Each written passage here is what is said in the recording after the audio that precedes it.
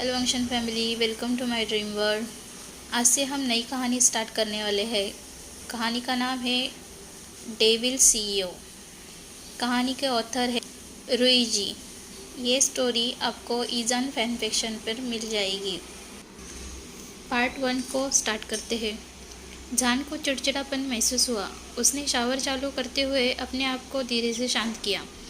प्रसिद्ध फैशन और सौंदर्य कंपनियों में से एक डिज़ाइनर के रूप में एक पदोन्नति के लिए संघर्ष का कुछ ऐसा था जिसे जान ने अभी तक पार नहीं किया था, चाहे उसने कितनी भी कोशिश की हो। उन्होंने जो जानजिन के बारे में सोचा, जो कंपनी में सबसे ज़्यादा रेटिंग वाले फैशन आइकन है। जानजिन कड़ी मेहनत या क्षमताओं में जान के पास कहीं नहीं है, लेकिन उन्हें अवास्तविक सुंदरता का आशीर्वाद मिला है। सुंदरता की नक्शीदार देवी की तरह शरीर का कद कंपनी के आंकड़े के लिए नंबर 1 प्राथमिकता है। पदोन्नति के अलावा जान को अपनी माँ की भलाई के लिए अथक प्रयास करना पड़ा, जो नाइलाज बीमारी से पीड़ित है। हे भगवान, मैं देर से क्यों उठा? जान करा उठा। उसने अपनी आंखें बंद कर ली और पानी को अपने शरीर के नीचे टपकने दिया। वह नहीं चाहता था कि वह रुके। अलार्म ने उसके विचारों को बाधित कर दिया। रुकावट पर उसकी भौहें तन गई और वह शावर बंद करने ही वाला था, तभी किसी ने अलार्म बजा दिया। जान, हनी, क्या तुम ठीक हो? प्रिय, तुम अब 1 घंटे से नहा रहे हो। उसकी माँ ने आवाज़ लगाई और वह बाथरूम के पास पहुंची। अफ, जान उसके मन में चिल्लाया। सतर्क। मैं हजामत बना रहा हूँ माँ। अभी क्या समय हुआ है? सुबह 8 बजे है, माँ ने जवाब दिया। मल। उसने गाली दी और अपने गीले नग्न शरीर को पर तौलिया खींच लिया और फिर से बेडरूम से बाहर निकल गया। माँ की उम्मीद में उसका दरवाज़ा खुल गया। उसने कम परवाह की। जान चौंक कर घूम गया। सोंगजियान वहाँ खड़ा होकर उसकी तरफ देखकर मुस्कुरा रहा था। उसके पास समान रूप से आकर्षक विशेषताएं हैं। जानजियान को बचपन से जानता था। उसकी माँ भी बहुत करीब थी। जियांग, तुम दिन में इस समय यहाँ क्या कर रहे हो? जान ने अपने प्रिय मित्र की तीव्र जिज्ञासा को घूरते हुए पूछा। जियांग मुस्कुराया और बिस्तर पर बैठने के लिए चला गया। आप 13 साल के लग रहे हैं, जो आपके नीचे बंधे हुए तौलिए के साथ है। वैसे आपका डिजिटल बॉयफ्रेंड कैसा है? जान रुका और धनुषाकार वोहे से उसकी ओर देखा। जियांग उसे मौत से चिढ़ाना बंद करता है।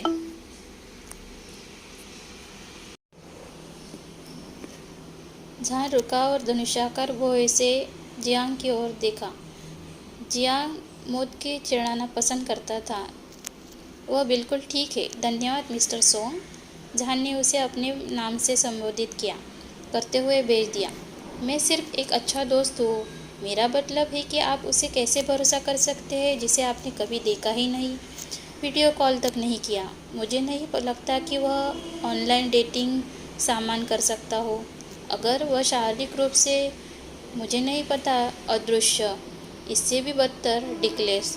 जियांग ने कंधे उचकाते हुए कहा। धन्यवाद, जान ने थोड़ा शर्माते हुए बुदबुदाया। मैं यहाँ माँ हूँ, इसलिए मुझे अपने छोटे बच्चे की देखभाल करनी होगी, वरना एक अदृश्य डिक्लेस आदमी से वो शादी कर लेगा तो? जियांग ने कहा, और उसे वह दिया जो मैंने तुमसे कहा था। तो देखो, जान ने झुंझलाहट में झाँका। बोबो, अदृश्य नहीं है, वह वास्तविक है, ठीक है? देखो, मेरे पास इसके लिए समय नहीं है। मैं काम के लिए देर नहीं करना चाहता। जान ने अपने हाथ हिलाकर जवाब दिया। वह अलमारी के पास गया और दिन के लिए अपना पहनावा चुना। बोबो, जियांग चकित। यही नाम मैंने कहता हूँ, क्योंकि हमारी पहचान और असली नाम छिपा हुआ है। मुझे अनुमान लगाने दो, फिर उसने तुम्हें उपनाम दिया होगा। जूम, तुम्हें पता है कि युगल का नाम जूबो है? जियांग ने उसे परेशान करने के लिए जानबूझकर कहा। जान ने अपनी आंखें सिकोड़ ली। आप असंभव जियांग।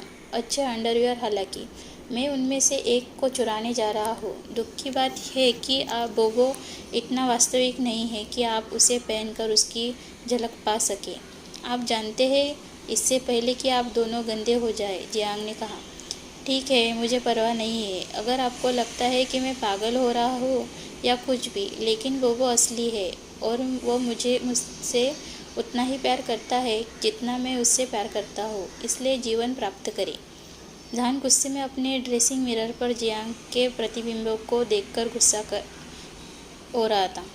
जियांग संतोषजनक ढंग से मुस्कुरा रहा था, क्योंकि वह जहान को गुस्से के बारे में जानता है और उसे और भी नाराज़ करने में अपनी मदद नहीं कर सकता। यह कुछ ऐसा है जिसे वह अपने दोस्त के साथ करना पसंद करता है। ठीक है, उसका अंतिम नाम क्या है? मुझे गुमनाम होने का अनुमान लगाने दो, जियांग ने बोहे ऊपर करके पूछा। लियो बो, जहान ने बेशर्मी से गर्व के साथ जवाब दिया। बिल्कुल, नीचे अंगूठे के साथ बू।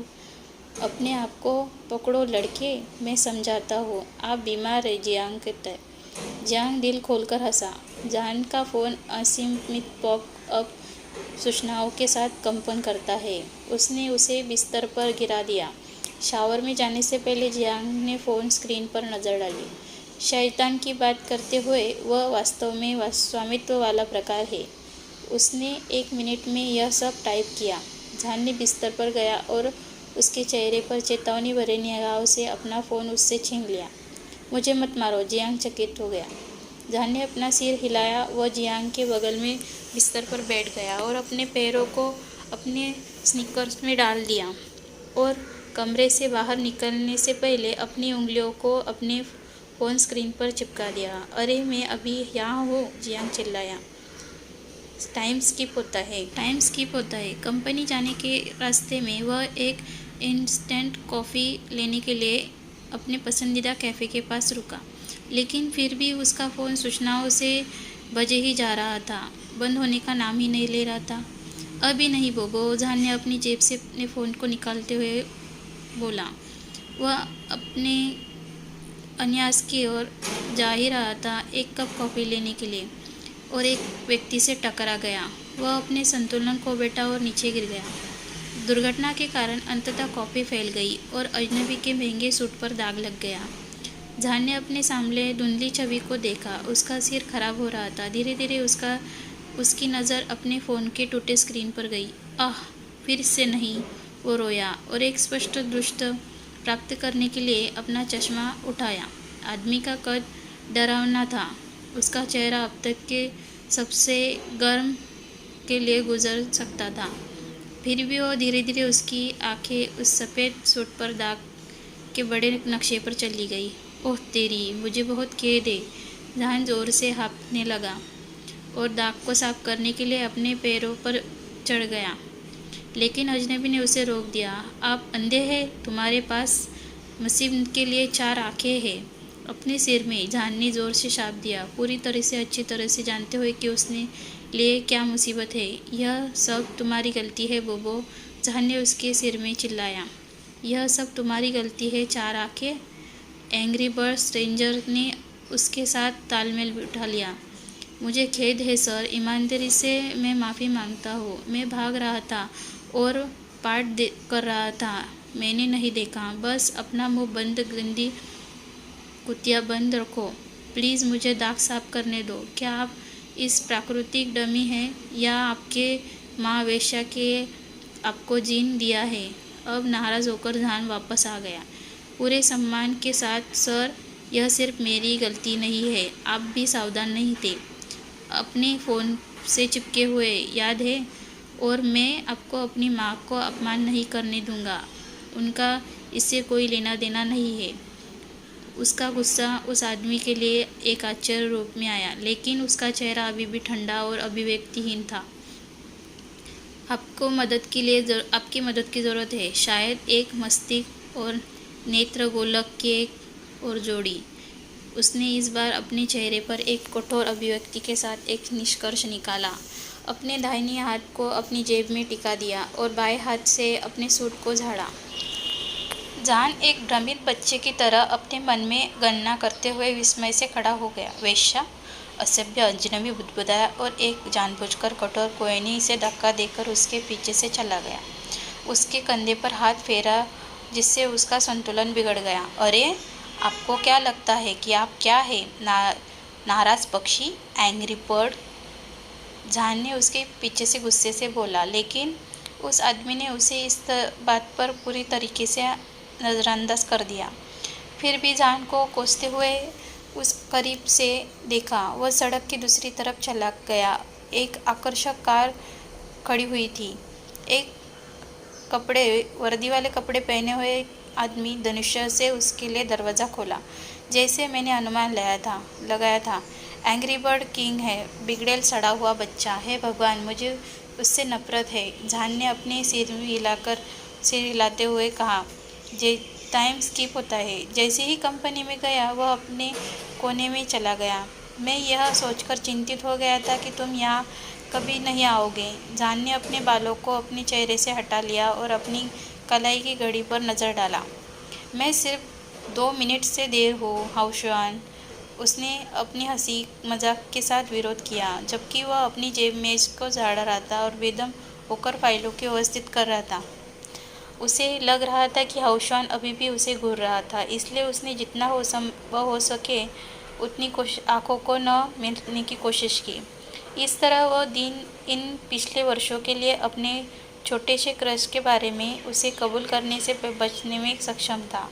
हम जल्दी ही एक नया सीईओ लेने जा रहे हैं। मैंने नहीं चाहता था कि वो उसकी सूची में सबसे कम रेट वाले कर्मचारी भी हो। आपको अपनी टाइमिंग जान पर काम करना होगा, हाउशुआन ने उससे बिना किसी खेद के कहा, जैसे ही एक माता पिता एक बच्चे को डांटता है। उसके चेहरे पर मुस्कान तब फीकी पड़ गई जब उसने अपने सहकर्मी और दोस्तों को हाउशुआन का सामना किया। हाउशुआन ने कम बाल कटवाए हुए थे, परम किया होता और एक तरह से स्टाइल किया हुआ था, जो जहान को अपने समान रूप से सुंदर दृश्य को फ्रेम करने के लिए काफ़ी आकर्षक लग रहा था। कहा जाता था कि उसकी मुस्कान कंपनी में सबसे खूबसूरत थी और उसकी आंखों में चमक थी। जहान कंपनी में अपने रोज़गार के पिछले 3 वर्षों से हाउशुआन का अच्छी तरह से जानता था और वे अच्छे दोस्त भी। एक ही उम्र के होने के कारण हाउशुआन से कुछ ही महीने बड़ा थे। हाउशुआन एक आसान और बहिर्मुखी व्यक्ति था, प्रसिद्ध और कंपनी के श्रेष्ठ डिज़ाइनरों में से एक था। जहान का कंपनी में पहला दिन उसके द्वारा अपने सबसे बुरे दिन के रूप में टैग किया जा सकता था यदि हाउशुआन के लिए नहीं होता। नया सीईओ अब से कभी यहाँ आने वाला हो, इसलिए मैं चिंतित था, लेकिन मुझे उम्मीद है कि मैं प्रोमो के लिए राज़ी कर सकता हूँ। इतना इंतज़ार। नए सीईओ आज यहाँ होंगे, लेकिन क्या उन्हें 21 तारीख को यहाँ नहीं आना चाहिए था? जहान ने उसे बीच में ही रोक दिया। उसके दिमाग में स्मृति बैग याद में घूम रहा था, लेकिन इस उदाहरण में वह आवश्यक उत्तर देने में विफल रहा जिसकी उसे आवश्यकता थी। बिल्कुल, और आज है। हाउशुआन ने अपने चेहरे पर एक अजीब सी मुस्कान के साथ मांग की। जहान ने उसकी ओर देखा। उसकी आंखों में भ्रम की स्थिति में हाउशुआन चिंतित कर दिया। उसने आह भरी और उसके देखकर धीरे से मुस्कुराया। तुम्हें पता है क्या, मुझे लगता है कि मुझे तुम्हें अभी के लिए छोड़ देना चाहिए। अपने आप को परेशान मत करो, तुम ठीक करने जा रहे हो। हाउशुआन ने धीरे से अपनी पीठ थपथपाई और चला गया।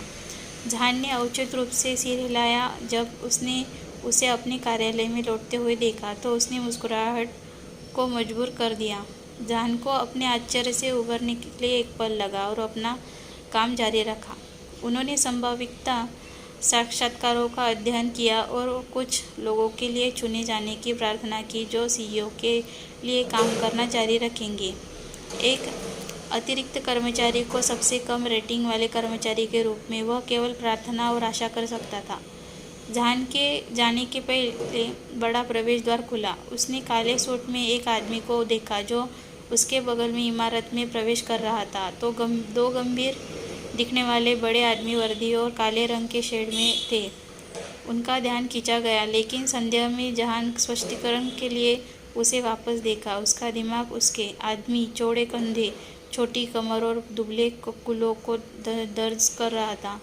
फिर उसकी नज़र विशेषताओं पर टिकी हुई थी, जो अवास्तविक सुंदर पीला चेहरा, उसकी गहरी आंखें और फूले हुए गुलाबी होठ थे, जिन्हें पहले से ही कई अधिक सुंदर बनाता जाएगा, एक महिला की तरह। लेकिन फिर भी वह ऐसे दिखती थी कि जैसे उसे मुस्कुराने के बारे में कुछ नहीं पता हो। इस तत्कालिक पहचान ने जहान को दिल को उसकी छाती से बेतहाशा छलांग लगा दी और उसकी आंखें चौड़ी हो गई। उसके भीतर एकाएक क्रोध का सैलाब उमड़ गया। यह असभ्य, गुस्सैल एंग्री बर्ड यहाँ क्या है?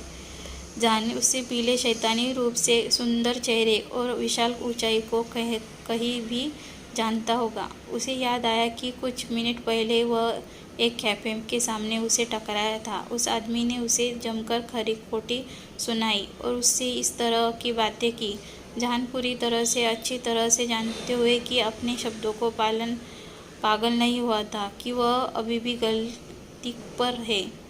जहान ने अपने सामान पर झुककर बार बार उससे माफ़ी मांगी, लेकिन उस दिव्य और निर्दोष चेहरे के पीछे एक साधु और शैतान है। उसकी आंखें मिली और जहान ने जल्दी से अपनी आंखें बंद कर ली। असह्य रूप से उन्होंने अपने शब्द प्रोफेसर का सामना किया और टाइपिंग में व्यस्त होने का नाटक किया। उसने सोचा कि यह आदमी उनकी कंपनी क्यों आया है और प्रार्थना की कि वो उसे उसकी नौकरी के लिए नहीं पहचानेगा।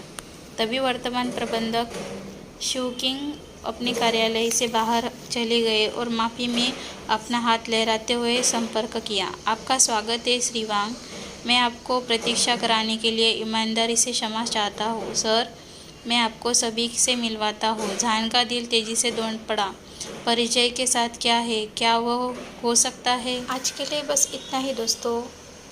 आपको ये स्टोरी कैसी लग रही है प्लीज़ कमेंट्स करके बताएं, लाइक करें, सब्सक्राइब करें। Thank you.